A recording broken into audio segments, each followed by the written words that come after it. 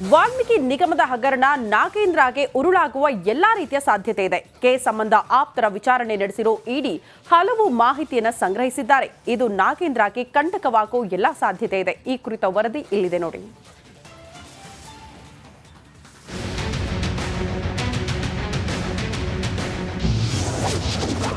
ನಾಗೇಂದ್ರಗೆ ಪಿಎಗಳಿಂದಲೇ ಕಂಟಕ. ಆ ಮಾಹಿತಿ ಉಗುಳಿದ್ರೆ ಲಾಕ್ ಫಿಕ್ಸ್.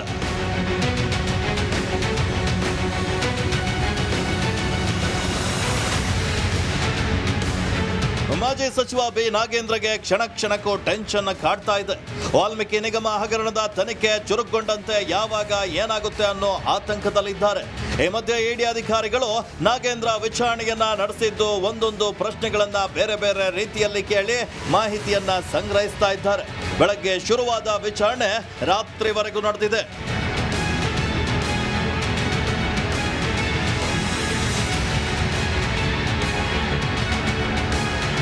ಮಾಜಿ ಸಚಿವ ನಾಗೇಂದ್ರಗೆ ಕಂಟಕವಾಗಿದ್ದು ಆ 4 ವಿಚಾರಗಳು ಅನ್ನೋದು ಗೊತ್ತಾಗಿದೆ.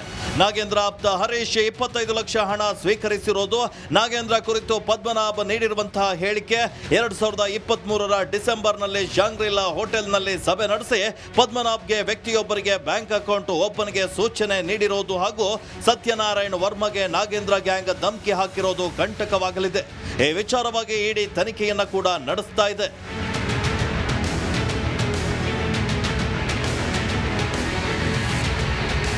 ನಾಗೇಂದ್ರ ಪಿಎ ಹರೀಶ್ನನ್ನ ವಶಕ್ಕೆ ಪಡೆದು ವಿಚಾರಣೆ ನಡೆಸಿರುವಂತಹ ಇಡಿ ಅಧಿಕಾರಿಗಳು ಮಹತ್ವದ ಮಾಹಿತಿಯನ್ನ ಕಲೆ ಹಾಕಿದ್ದಾರೆ. ಹಗರಣದ ಸಂಬಂಧ ಹಣವನ್ನ ಹೇಗೆ ತೆಗೆದ್ರೆ, ನಿಮಗೆ ಸೂಚನೆ ನೀಡಿದ್ಯಾರೋ, ನಿಮಗೆ ಸಹಕರಿಸಿದ್ಯಾರೋ ಅನ್ನೋದ್ರ ಬಗ್ಗೆ ಮಾಹಿತಿ ಸಂಗ್ರಹಿಸಿದ್ದಾರೆ. ಎಲ್ಲ ಪ್ರಶ್ನೆಗಳಿಗೆ ಉತ್ತರಿಸಿರುವಂತಹ ಹರೀಶ್ಗೆ ಮತ್ತೆ ವಿಚಾರಣೆಗೆ ಹಾಜರಾಗುವಂತೆ ಇಡಿ ಸೂಚಿಸಿದೆ.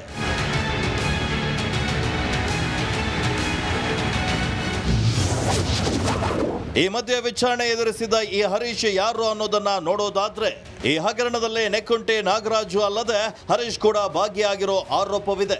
ನಾಗೇಂದ್ರ ಎಲ್ಲ ವ್ಯವಹಾರ ಹ್ಯಾಂಡಲ್ ಮಾಡ್ತಿದ್ದ ಹರೀಶ್ ವಾಲ್ಮೀಕಿ ಹಗರಣದ ಎಲ್ಲ ಹಣದ ಡೀಲಿಂಗ್ ಅನ್ನ ಮಾಡ್ತಿದ್ದಾನೆಂಬ ಆರೋಪ ಕೂಡ ಈತನ ಮೇಲಿದೆ. ಹೈದರಾಬಾದ್ನ ಫಸ್ಟ್ ಫೈನಾನ್ಸ್ ಜೊತೆ ಹರೀಶ್ ವ್ಯವಹಾರವನ್ನ ನಡೆಸಿದ್ದು, 13ನೇ ಆರೋಪಿ ಸತ್ಯನಾರಾಯಣ ವರ್ಮರಿಂದ ಹಣ ಸಂದಾಯ ಮಾಡಿದ್ದಾರೆ. ಖಾಸಗಿ ಹೋಟೆಲ್ ಬಳಿ ಈ ವರ್ಮಾ ಹರೀಶ್ಗೆ 25 ಲಕ್ಷ ರೂಪಾಯಿ ಸಂದಾಯವನ್ನ ಮಾಡಿದ್ರು. ಎಸ್ಐಟಿ ತನಿಖೆಯಲ್ಲೇ ಹಣ ಸಂದಾಯದ ಬಗ್ಗೆ ಮಾಹಿತಿ ಗೊತ್ತಾಗಿದೆ. 2 ಬ್ಯಾಗ್ನಲ್ಲಿ ಹಣ ಸ್ವೀಕರಿಸಿದ್ದ ಹರೀಶ್ ಹವಾಲಾ ಹಣ, ಚಿನ್ನದ ಬಿಸ್ಕೆಟ್ ಅನ್ನ ಪಡೆದುಕೊಂಡಿರುವಂತಹ ಆರೋಪವಿದೆ. 50ರಿಂದ 60 ಕೋಟಿ ವ್ಯವಹಾರ ಮಾಡಿರುವ ಶಂಕೆ ಇದೆ. ಈಗ ಹರೀಶ್ನನ್ನ ವಶಕ್ಕೆ ಪಡೆದ ಇಡಿ ಅಧಿಕಾರಿಗಳು ಕೇಸ್ ಸಂಬಂಧ ವಿಚಾರಣೆ ನಡೆಸಿದ್ದಾರೆ.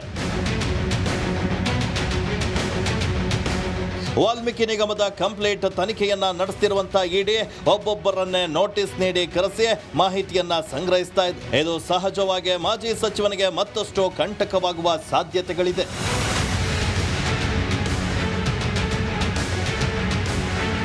Bureau report, Republic Kannada.